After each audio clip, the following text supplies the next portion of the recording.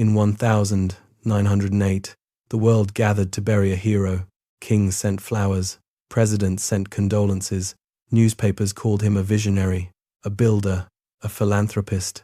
But inside that coffin was a man responsible for the deaths of millions, a man who turned an entire country into his personal extraction machine. He controlled a territory 76 times larger than his own country. He had no empire, no massive navy, no world-conquering army, and for 23 years, he never even stepped foot inside the place he destroyed. His name was King Leopold II of Belgium, and what he did to the Congo was so horrific that it helped create the phrase, crimes against humanity. But here's the part that should disturb you most. He was never punished, because to understand how one man got away with the deaths of millions, you first have to understand the horrifying rule his soldiers used to count bullets. In the late 1800s, Leopold II was one of the most respected men in Europe. He spoke about ending slavery, spreading civilization, bringing Christianity to Africa. He funded charities, built monuments, donated publicly to the world. He looked like a humanitarian king. And in 1884, at the Berlin Conference, Europe divided Africa between imperial powers. Britain took land, France took land, Germany took land, and somehow one man convinced them to hand him personally control over the Congo, not Belgium, him personally.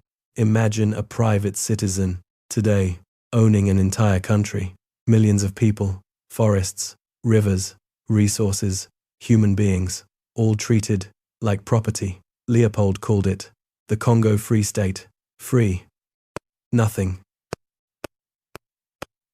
about it was free. Missionaries believed they were helping Africa. Investors believed they were funding humanitarian work. Newspapers praised Leopold as a modern visionary. But a British shipping clerk named Edmund Morel noticed something strange. Ships leaving the Congo arrived in Europe, overflowing with rubber, ivory, wealth. But ships traveling into the Congo carried almost nothing. No trade goods, no business supplies, just guns, ammunition, and chains. Morel later wrote, "I had stumbled upon a secret society of murderers with a king for a partner, and somehow it was about to get much worse." In the 1890s, the world became addicted to rubber. Factories needed it, industry needed it, the modern world needed it, and Leopold realized something terrifying. The Congo was full of wild, rubber vines, which meant human beings could be converted directly into profit. Some of the industrial wealth that helped build modern Europe began here, inside the Congo, inside this machine. Entire fortunes were built, cathedrals were funded, royal projects expanded, European investors became rich, without ever seeing where the rubber came from, or what it cost. Harvesting rubber was brutal. You climbed 50 feet into the canopy, cut the vines, waited hours for sap to drip, covered your body in hardened latex, worked through disease, heat, starvation, injury, starvation, injury. Leopold did not care. He imposed quotas, impossible quotas. Entire villages were forced to deliver specific amounts every month. No excuses. Not weather, not sickness, not distance, not death. Meet the quota, or suffer. And this is where the story becomes almost impossible to comprehend. Leopold created an army called the Force Publique. By 1900, it had become the most powerful military force in Central Africa. Their job was simple: extract rubber, at any cost. But bullets were expensive, imported from Europe. Every bullet had to be accounted for. So commanders invented a rule. For every bullet fired, a soldier had to return with proof that it had been used on a human being. That proof was a severed right hand, baskets of hands, men, women, children, entire villages terrorized by a mathematical accounting system designed around human body parts. And if villages resisted, soldiers took hostages, wives, children, parents, slave, parents, held in prison stockades until enough rubber arrived. There were hundreds of these military stations across the Congo. Hundreds. Some villages stopped producing rubber because there was nobody left alive to harvest it. Entire communities disappeared. Not metaphorically, literally, disappeared. Some villages became so terrified of punishment that families fled deep into forests, abandoning homes, tools, crops, entire ways of life. And here's another detail history rarely talks about. Leopold never visited the Congo once, not once. Millions suffered. Millions died. And the man responsible never even looked his victims in the eyes. This wasn't chaos. It wasn't random violence. It was administration, paperwork, ledgers, shipping schedules, profit reports, rubber quotas written neatly into documents, human suffering transformed into accounting. And somehow, this still wasn't enough to stop the system. As reports began escaping the Congo, Leopold panicked. Missionaries described mutilations, journalists described executions, diplomats described starvation. Photographs emerged. For the first time in history, industrial atrocities were being captured on camera. And Leopold responded the same way powerful people still respond today. He hired publicists, paid journalists, controlled narratives, manufactured perception. One journalist toured the Congo entirely, under Leopold's supervision. When she returned to Europe, she claimed she had seen more brutality in London than in the Congo. Leopold quietly paid her for years afterward, and despite overwhelming evidence, almost nobody acted. Why? Because Leopold was useful.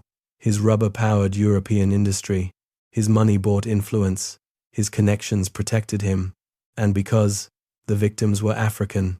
That silence from the world is part of the story too. Factories continued operating, markets continued rising, Europe continued growing wealthier, while entire Congolese communities vanished silently into history. The tires, electrical wiring, industrial expansion, luxury wealth, pieces of the modern world were built with Congolese rubber, and even today, many people have never heard this story. History changes its language, but systems of exploitation rarely disappear. The countries change, the resources change, the excuses change, but powerful people still become wealthy from suffering most audiences never see. Eventually, a small number of people refused to stay silent. Mark Twain published a furious attack on Leopold. Roger Casement documented atrocities in devastating detail. Edmund Morel spent years exposing the truth. Public pressure exploded internationally. And finally, in 1908, Belgium took the Congo away from Leopold, not because millions died, but because the scandal became impossible to hide. And even then, Leopold was compensated financially for his sacrifices. He received money, and after everything, he was never arrested, never charged, never imprisoned, not even once. And somehow, the story gets even worse, because numbers can feel distant. 10 million can feel abstract, until history suddenly becomes one child, one father, one photograph.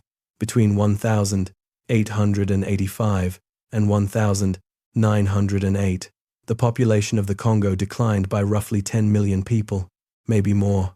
Nobody knows exactly, because nobody was counting.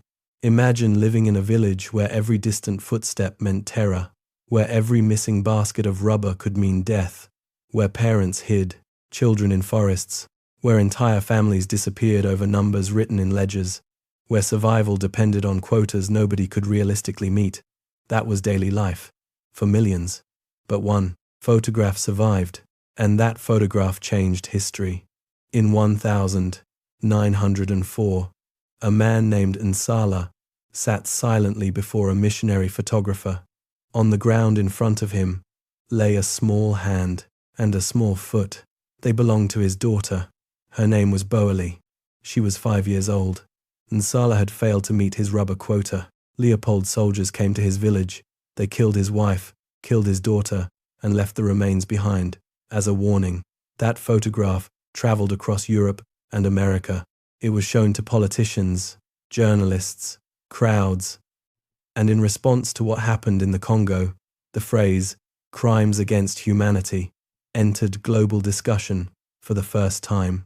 The modern language we now use to prosecute war criminals exists partly because of Leopold, and Leopold himself never faced a single day of justice. Today, statues of Leopold II still stand in Belgium. His name still appears on monuments. Official buildings still display his portrait. Meanwhile, the Congo is still recovering from the system he built. And this is the question I cannot stop thinking about. If Leopold had done this to white Europeans instead of black Africans, would history remember him differently? Because history is not neutral. It is shaped by power, wealth, survival, and memory. Most people know the names of European kings. Almost nobody knows Boali. Maybe that tells you everything. Leopold II helped kill millions. He died free, celebrated, protected, and history still struggles to say his name correctly. Remember Boali. Leopold was one of history's greatest thieves, but he learned something important. The world protects powerful men when they generate wealth.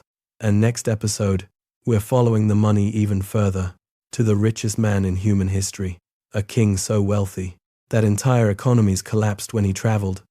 Because the deeper you go into history, the darker it becomes. The empire survived. Boali did not.